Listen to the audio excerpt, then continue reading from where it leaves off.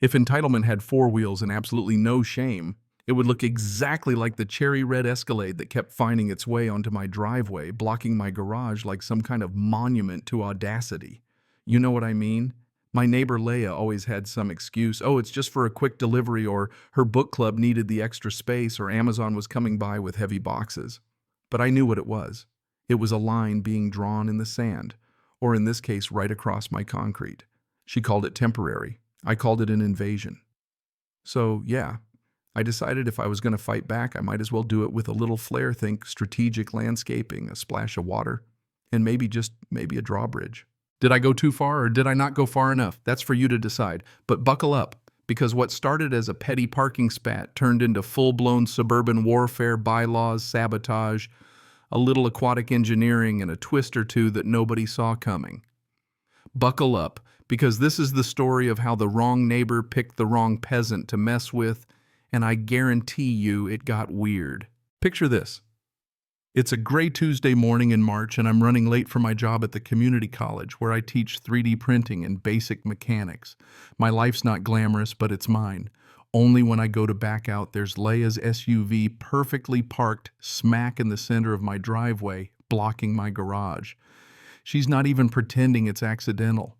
She lives across the street in this McMansion, and she opens her door with the kind of look you give a mosquito at a picnic, mild irritation at being disturbed. She's all smiles, fake but blinding.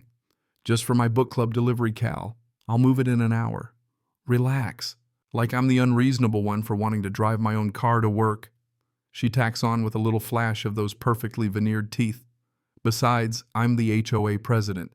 This street's under my watch. One morning won't kill you. Then just before shutting the door, she drops, "It's not like you have anywhere important to be." I'd been warned about Leia by other neighbors. Now I got it firsthand. That night I went through the HOA documents like I was prepping for trial.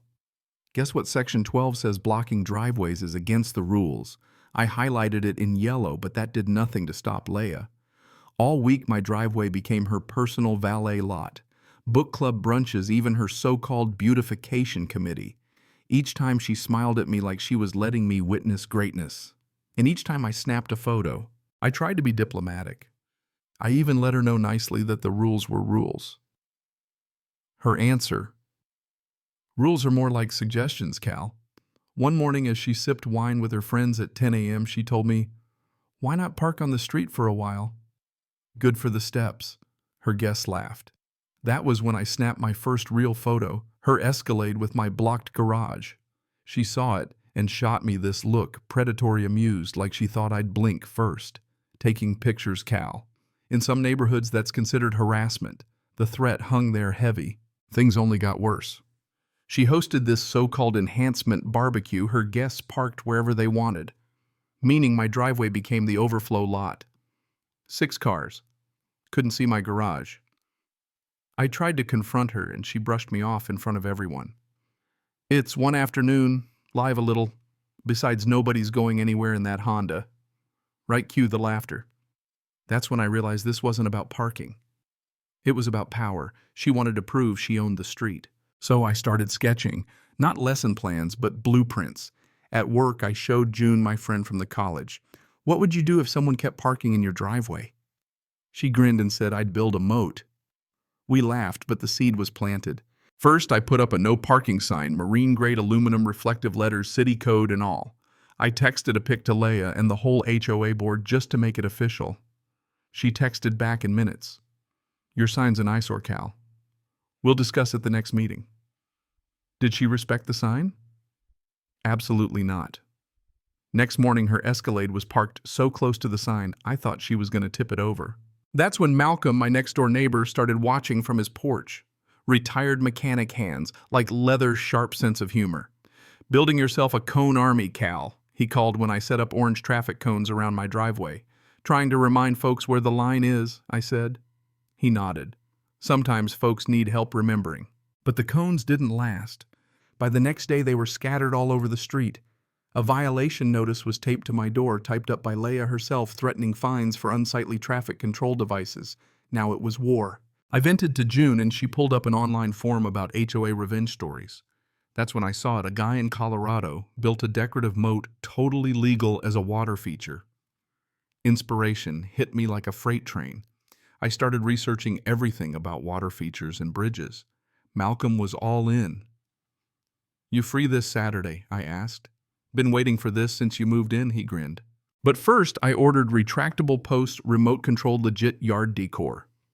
We installed them that Saturday, and when Leia saw the delivery, her glare could have melted steel. But I just waved. New yard fixtures, very decorative. Malcolm nearly fell over laughing. Then came the spring gala. Leia's guests circled like sharks, but when her Escalade tried to invade, I pressed the remote. Up came the posts, blocking her like a medieval fortress. She stopped engine running, face cycling through confusion, then fury. She stormed to my front door. "What is this?" she shouted. "Decorative yard fixtures." "City code approved," I said calmly. "They're blocking access," she yelled. "To your property, yes. The street's right there." She threatened another HOA meeting, more votes, more bureaucracy. But I'd been reading the rule book. That night I found Section 19A, decorative water features, not just allowed, but encouraged. Two can play that game. Malcolm, being Malcolm, added his own flare motion sensors and a freight train loud air horn. The first time her guests tripped it, the whole neighborhood heard it. Videos went viral. Leia's reputation as HOA overlord started to crumble. The next night I caught her trying to sabotage the bridge motor, caught her on camera, wrench in hand. I played the footage at the next town meeting. "Let's talk about community standards," I said as the video rolled. Dead silence, then applause, then an elderly neighbor stood up and asked if we shouldn't call the police. But the real twist came from June, who'd started digging through the HOA's finances. Turns out Leia wasn't just abusing her parking privileges. She was siphoning community funds for her own home upgrades. The receipts didn't lie, thousands misused for her private benefit. At the emergency town hall, June and I presented the evidence. Neighbors who'd once followed Leia now turned on her. A motion passed, she was removed as HOA president pending investigation. And then Malcolm's cousin, a real estate agent, told me something even juicier. Leia was behind on her mortgage house up for auction. Guess who put in a cash offer? So there I was standing by my moat bridge up when the moving truck pulled in. Leia, in full defeat mode, tried to bluff her way through one last time. "You can't keep that bridge up forever," she shouted. "Actually, I can," I replied. "And by the way, I bought your house." Her jaw hit the sidewalk. The leasing agent was an old student of mine. Poetic, right? Leia went from neighborhood tyrant to my tenant in one stroke. The neighborhood felt lighter that day. Neighbors came by with cookies, stories, and thank yous. The moat, soon dubbed the Sloan Line, became a local landmark, a living reminder that boundaries matter, respect is earned, and sometimes a little creative resistance is exactly what the neighborhood needs. So, here's the million-dollar question. Did I go too far, or did I do what anyone else should have done? Let me know down in the comments.